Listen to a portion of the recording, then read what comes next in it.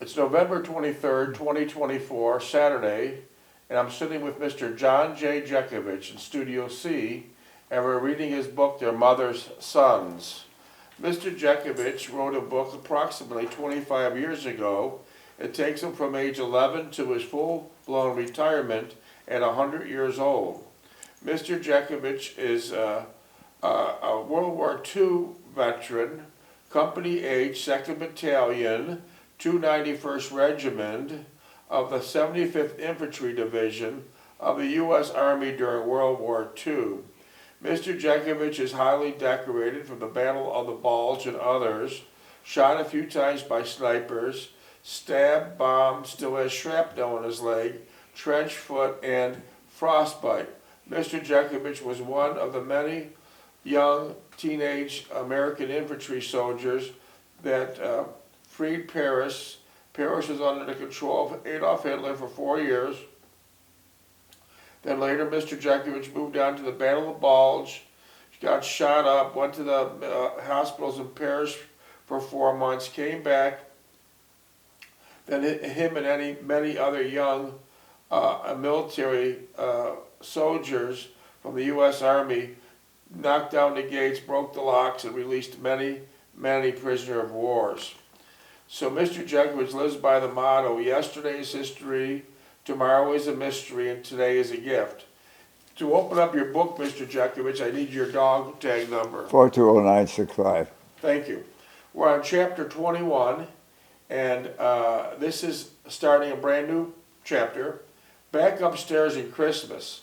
And we just finished a long chapter of chapter 20, which was titled Engaged in Wedding Plans.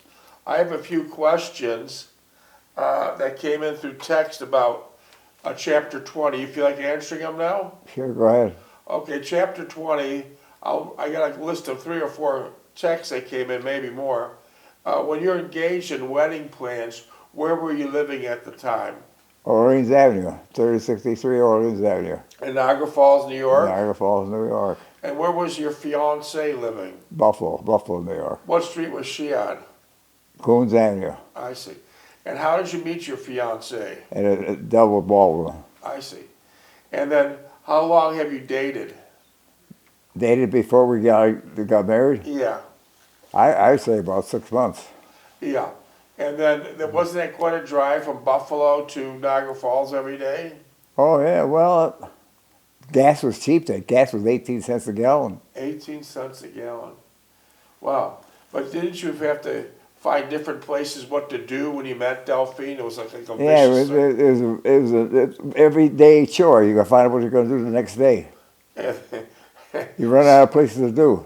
So it was an everyday chore, right? Yeah. And then... that's what I told Dub. I said, we'd be better getting married and settle down instead of running around all over. Yeah, because you had to find a different place to go to. What were some of the restaurants or coffee shops you went to? We went to that McDonald's. We went to McDonald's. We went to Your Host. Your Host? Is Your Host around today? No, I don't think so, no. Where other restaurants did you go to? We went to the Italian restaurant in Buffalo. That was in Buffalo, too. They had red tablecloths on the tables.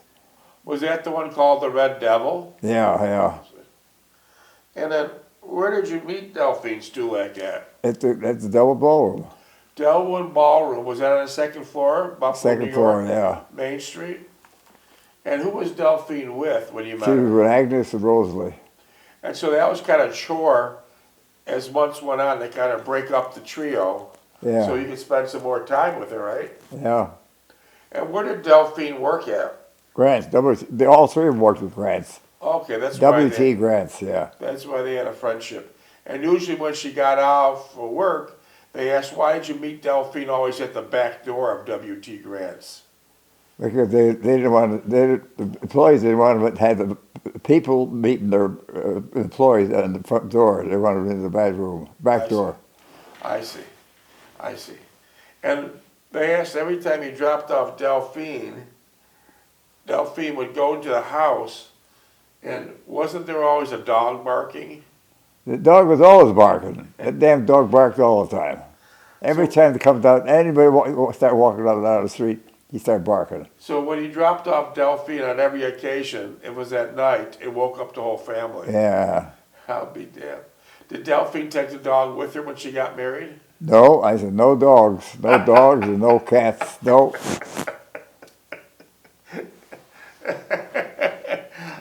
She agreed. She agreed. She fussed about it or nothing. That was the next question I think she's tired of the damn dog anyway. That was the next text I had.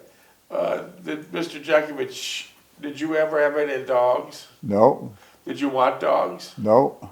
In your retirement years now, would you want a dog? No. No. How about a cat? No, that's worse than that. Cats are sneaky. So, where did you propose to Delphine at? At the church. At the Basilica in Lackawanna? In Lackawanna, yeah, a big church, yeah. What was Lackawanna famous for? The Catholic churches. Yeah, they had a lot of them. Yeah. I think in Niagara Falls, New York, when you lived during the 40s and 50s, they had like 17 or 18 Catholic churches. Yeah. And then they had about 14 Catholic schools. And now they barely have one. They don't have no Catholic schools at all. They barely have school. They go to catechism after school. And then when you're growing up, did you go to a Catholic school? No, I went to Niagara Street School, and I went to Gaskell. How was Gaskell? Gaskell was a modern school, and I remember Fingers, the other teachers. They're good teachers, good instructors. What high school did you go to? Niagara Falls High School. How about Trot? I went to Trot. I went to half a day high school and half a day to Trot. Did someone drive you between the two schools? No, I walked. There was only about a mile and a half between them. Only a mile and a half between them. How, when you start off in the morning at Niagara Falls High School, how far of a walk was it from Orleans Avenue to the high school? About 2 miles. And then you got your day started, you went there for half a day, and then you walked to Trot. Yeah. What did you do, what kind of classes did you take in Niagara Falls High School? Took college preparatory. He would have 16 units in high school before he could go to college. And then what kind of classes did you take in Trot vocational? That was vocational. That was there was no restriction on how many classes you need, how many restrictions you have, and that was more. I took up electrical. I got interested in electrical. Are you still interested in electrical today? I had a good instructor. Tressel was a good instructor. What was his name? Tressel. Wow, you have a good memory, I tell you that. I can't remember an instructor from yesterday, let alone 80 years ago. Oh, wow. And then from Trot, where'd you go? You walked home? I walked home. No, I went to Kresge's to work. Oh, okay. Because my mother worked there. My mother worked downstairs in the kitchen. Okay. And how far was Kresge's from Trot? About 3 miles. Okay, so let me figure this out. Your day would begin a couple-mile walk to high school, and then from high school half a day, almost 2 miles to Trot vocational, and then way at the other end of town, you would walk approximately 3 miles to Kresge, where your mother worked. Yeah, that was downtown. Yeah. Well, you put some miles on it. Yeah. You put some miles. They never thought about it. Never thought about it. Correct. Yeah. Now today, how do you think? Then we had our Black Knight bike too. The bike with a little button on the side for the horn. Black Knight. Black Knight bicycle. Yeah. Those are beautiful. They have a big light in front. On the big center post, they have a beautiful horn. Yeah, nice basket. Wow. So this is like a 10-mile day every day, but like you said, you never thought nothing of it. You never thought nothing of it. No. How do you think a youngster would do today? They wouldn't go. They have a bike. They have a car. Or their mother. Or their mother would take them back and forth, yeah. Or their mother. And so what did you do when you got the Kresge's? Kresge's? Well, we got it after school, and first thing I had to do is get the scraper and scrape all the gum off the floor. Oh, no kidding. Yeah, and then when they closed the store up at 9 o'clock, 9 o'clock, we put the dust on the floor and swept the floor. Why would they have so much gum on the floor? People chew the gum and they just throw it on the floor. Just throw it on the floor? Yeah. Was it hard to get off? Well, you had to have a putty knife, yeah. But then this one, he said, I don't want to see no gum on the floor. And your mother worked in a restaurant there, right? Yeah, well, she worked downstairs in the kitchen. Kitchen. And did she bring you a lot of good lunches when you were there? Oh, yeah, she used to give me a quart of milk when I come from school in the afternoon. There's your milk, and I got your lunch in there. Go down to the candy room, don't make a mess there, and clean it up when you leave. So, what's the candy room? Is that The candy room is where they kept all the candy. Is that what's in the basement? Yeah. It's like a storage place. No, it's boxes of candy. Okay, and then where would you sit in the candy room? On a crate, a box or anything, yeah. Okay, so it wasn't a formal kitchen. No. It was just sitting in a box. No. Sitting in a box. And then what kind of lunches would your mother make for you? Lunch? You know, she'd make you something, give you milk, but what kind of sandwiches? She'd give me a hamburger sandwich about that thick. No kidding. And the dessert would be a piece of apple pie or something they were making that day. So that was something to look forward to. Yeah. Wow. So let me get this started. You left the house about 6 in the morning to get to high school, couple miles. From high school, you go to the vocational school during the day, couple miles. And then from the vocational school, you'd walk clear across town, at least 3 to 4 miles to Kresge's. Yeah. And you work there at night, tonight. And then at 9 o'clock or 8 o'clock, what time did Kresge's close? Kresge closes at 9 o'clock. And from there you went back to 3063 Orleans On Avenue. a bus. Oh, okay. On a bus with your mother. No, I would go on my bus with my brother. The bus was taking the people that big industry over there. They were going on a midnight shift, and the bus. Okay. But then how did your mother get home? My mother? Yeah, she was working at the same place you were. Well, I guess she had some woman lived on our street. They both worked in the same place. So Okay. the woman gave So her. your mother left before you, Yeah, and then you worked till 9, and you did this how many days a week? every day. And what every day? And so, and then you even on weekends? Yeah. The store was open. The store was open Saturday and Sunday. Okay. And what kind of pay was it back then? What? What kind of pay per hour was it back then? I made $5.58 per week. Per week. Yeah. So it worked out to be like 10 cents an hour. Or Yeah. Is that about what the going pay was for kids? Yeah. 10 cents an hour. Plus what you can eat. Oh, that was a good plus. Yeah. And your mother's doing the cooking. Yeah. And did the managers that you work with there, were they all treating you nice? Landis, yeah. Were they all Greek guys? Yeah. Landis, the other one was Greek. The other one was, what the hell is that? Portuguese or something. And then from Kresge's, you moved on over to the movie theater, right? Yeah. And then how was the movie theater? What'd you do there? Go down the aisle, check the aisle for how many seats were empty for people to sit on. I had a flashlight. I go down there, I said 2 or 3 times how many seats were empty. And did you have to wear a special uniform? Yeah, blue outfit with white stripe on, white shirt, and a bow tie. And did a Greek guy own that place? Yeah. How was he, a good owner? Was he a good guy? He says, John, you're not too fast getting those people down the aisle. He said, you're not finding empty seats. I told him, if there's no empty seats, I don't see them. So you mean to tell me the theaters were so busy back then, they had to have an usher like you finding seats for the And guests? then Saturday and Sunday, they had to put the ropes up to why? control the crowd. Is Saturday that and Sunday busy? was big nights for the movies. Did it have a balcony? They had a balcony. Did everyone smoke in the balcony? Yeah. Yeah. And then what was the front row like during Saturday? Kids were down the front row, and they pissed the floor up, and the landlord said, "Get the damn floor down, clean up. It stinks like hell down there." They see the Frankenstein movie, and they start getting excited. They piss their pants. Piss their pants. Wow, that's a new one on me. And so you had to get a big old mop, Yeah. when the movie was going on or when the movie ended? At night after close, yeah. Huh? 15.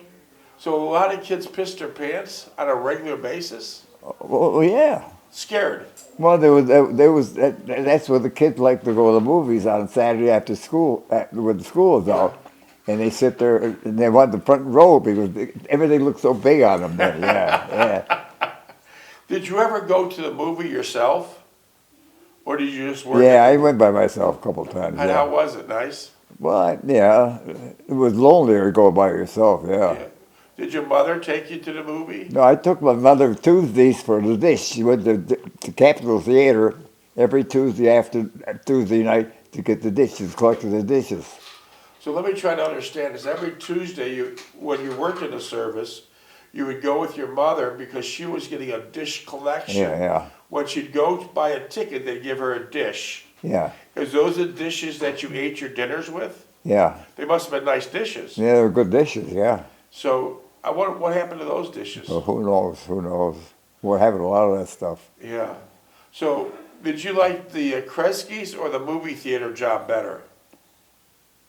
I like Kresge better. Movie theater job was, I had to wear the stupid uniform. Did you have to wear a hat?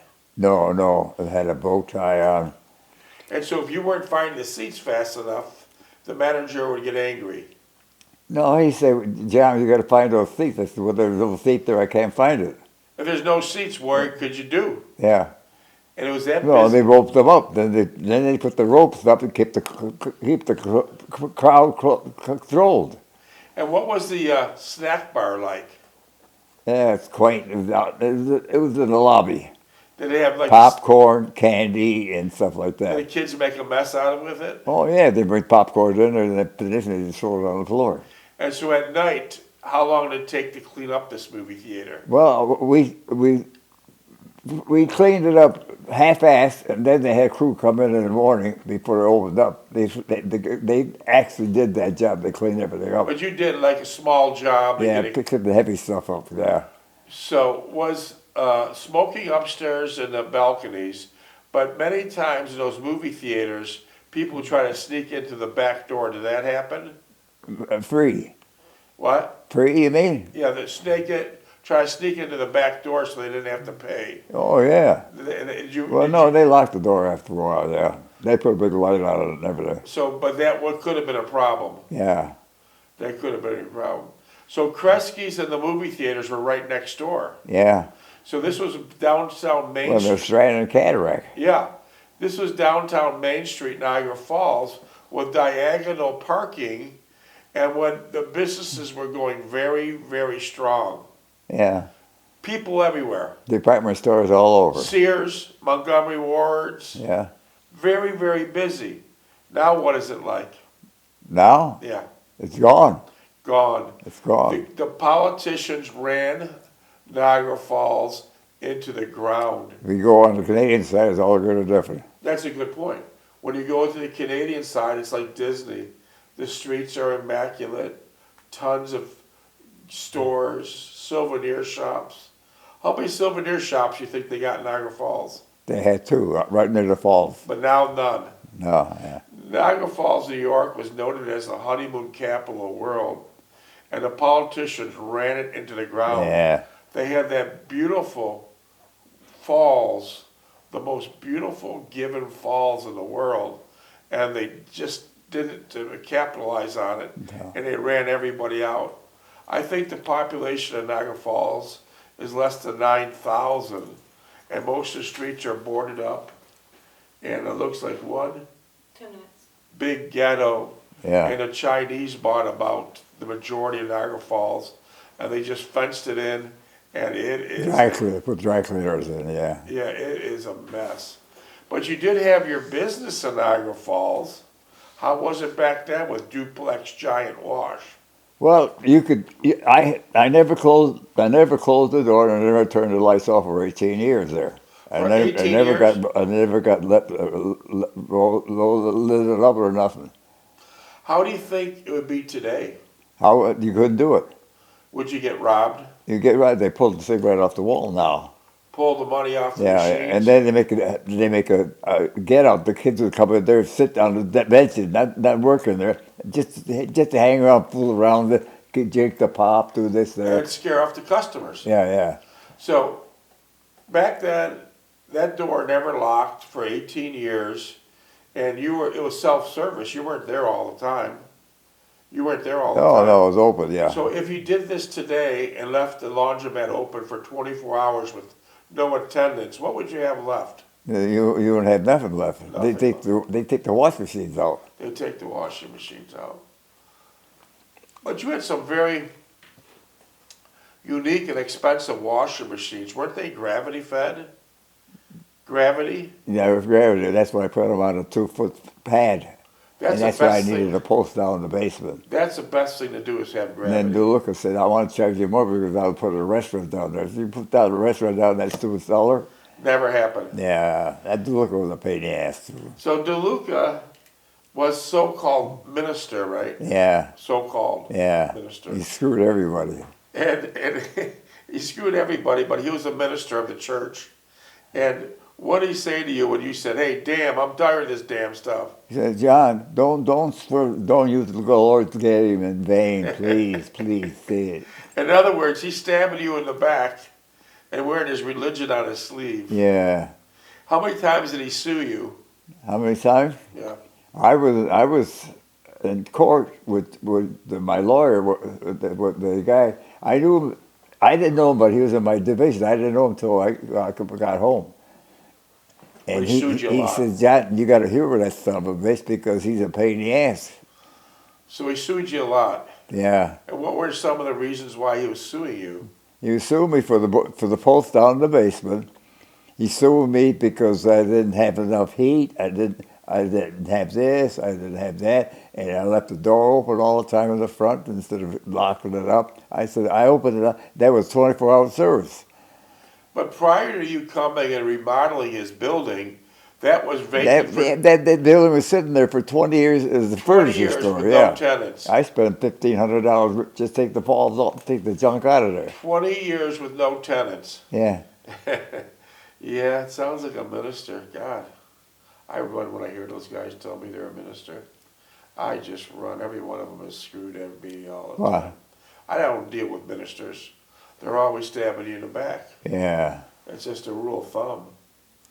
So the building was vacant for 20 years. You totally remodeled it, and then he was suing you for miscellaneous nonsense. Yeah, because I put posts out in the basement. Wow. Because the washers were gravity fed, there was no pumps on them, which was good. Yeah, very good. It was up 2 feet off the floor, and there was cement. You didn't have to deal with the pumps. So I had to reinforce the floor where they're sitting, so I put posts downstairs. If you're putting posts downstairs, I was going to put a cafeteria down there. How the hell would you put a cafeteria Yeah, in the basement? I had flashlights to get down there.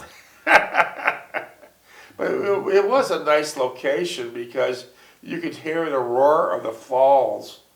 Right next door was the Well, the big Falls. thing was I had to get down there where the people that have the wash machine. That's what I did. Yeah. Then when they closed that down in the convention center, they wanted to give me a position up in the elite area upstairs. The bowl, yeah. And those people that have the wash machines. What am I going to do up there? So you would have wasted your time and went broke. Yeah.